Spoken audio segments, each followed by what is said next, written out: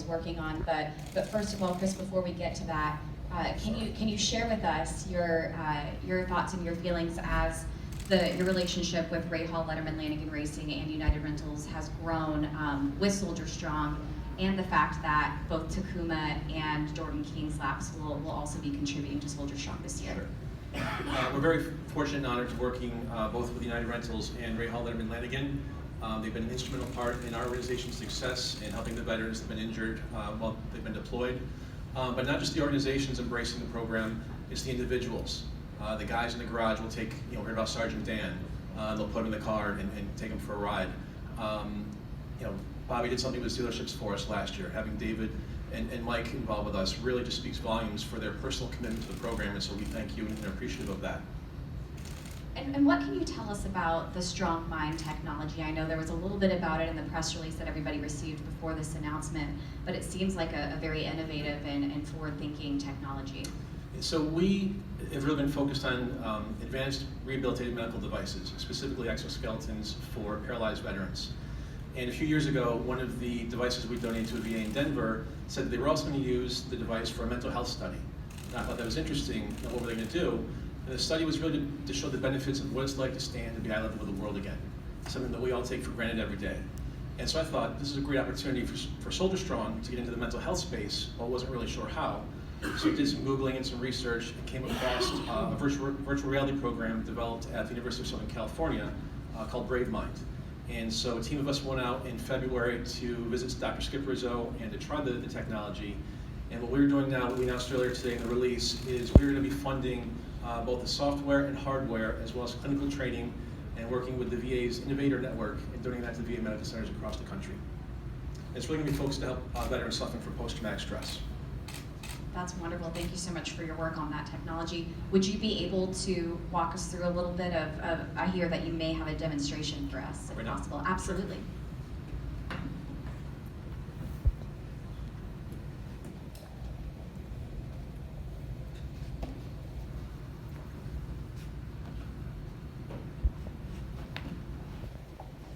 So we're going to do two demos.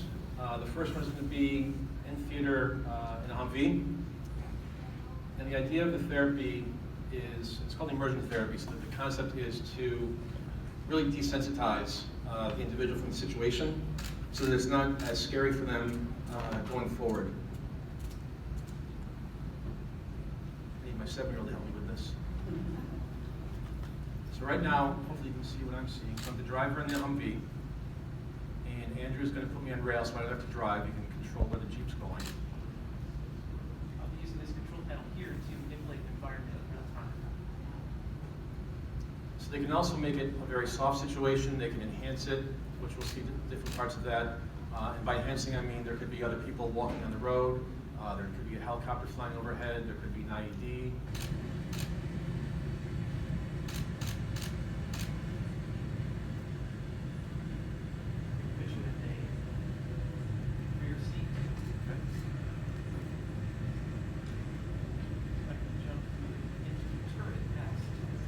The idea behind this, specifically on the post-9/11 veterans, is they're a gaming generation now.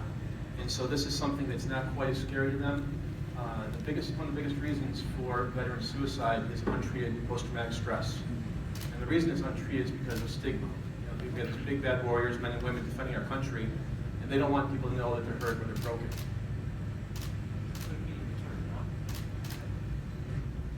So I'm the gunner. Throw some helicopters. And so when I tried this in February, the first thing they asked me was, "Are you a veteran?" And I said no, so they could determine how much they could put at me or not put at me. So right now we've got some jets flying overhead, a helicopter. These are all trigger points for veterans. Little things like a helicopter, little things like hearing a kid maybe over here from a window. And it's just little things like that prevent them from getting out of bed, prevent them from doing a full day's worth of work. Show the city ambush right now. Sure. So we see an ambush over here on the top of that building.